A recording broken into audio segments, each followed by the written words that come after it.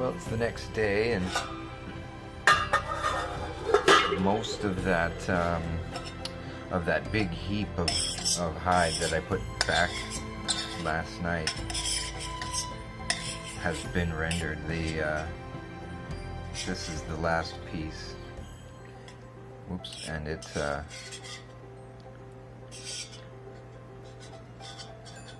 oh, it's on its way out for sure. There it is.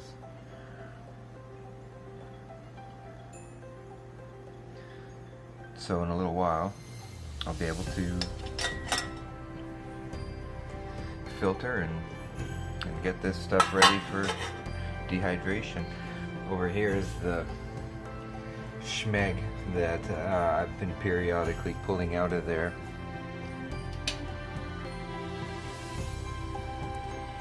You can see that it hasn't congealed. It's not hide, it's not glue. It's gross, it's fat or whatever. I'll get rid of that pretty soon, but you can see here, you know, when I pulled this stuff out, it had glue on it, which, you know, trickled out to the sides, and it did congeal and starting to shrink. You can see out there on the edges it's starting to shrink, but all this stuff is just garbage. So in all, I think that those dog treats were actually pretty good. They were not the sort of ugly, opaque, white, rawhide dog bones that you imagine. These ones were cylindrical and they were clear. Obviously been treated carefully and cleaned, and so considering out of 2 whole batches here I only got that much garbage, I think I made a good choice.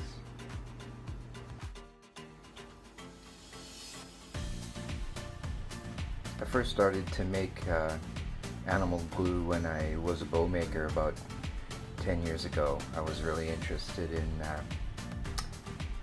you know, old world techniques, I guess, and I got this book by Adam Karpowitz. In it, he goes into extreme detail on everything, and he's got a little chapter here on glue.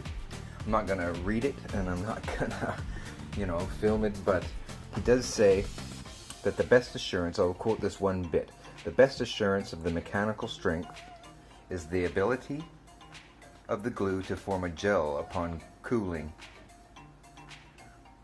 This is the protein returning from individual molecular form into a matrix. So this is the second batch. I've got 5 of these. This is the second batch, and it did take a little bit longer to gel than the first batch, whereas the first batch last night took maybe 10 or 15 minutes, a very short a period of time, to completely solidify. This one took, you know, maybe 20 or half an hour. So I feel like they're comparable, and I wouldn't be worried about intermixing them. So I'm just gonna start cutting this up into little pieces and dry it out under the fan, just as I did with the first one.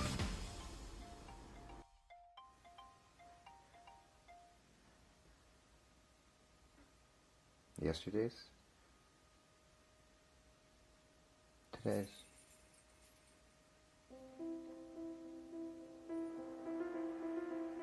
I would have liked to have cut these pieces smaller so that they would dry faster, and so that they would rehydrate more quickly when it comes time to use this glue. But you can see the net over here. This is 2. This is just as much as we have over there. They shrink as they dry, and it got to the point where they were falling through. So I would have liked to have just crushed this stuff up and dried it that way, but I didn't really have a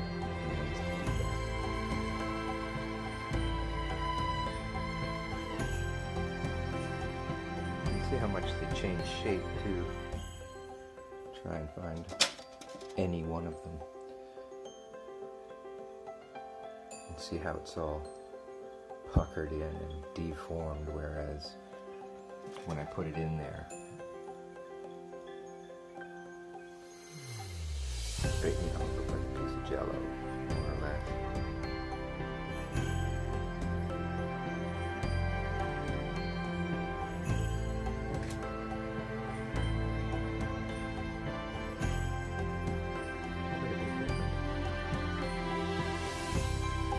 That's the effect of the moisture meeting.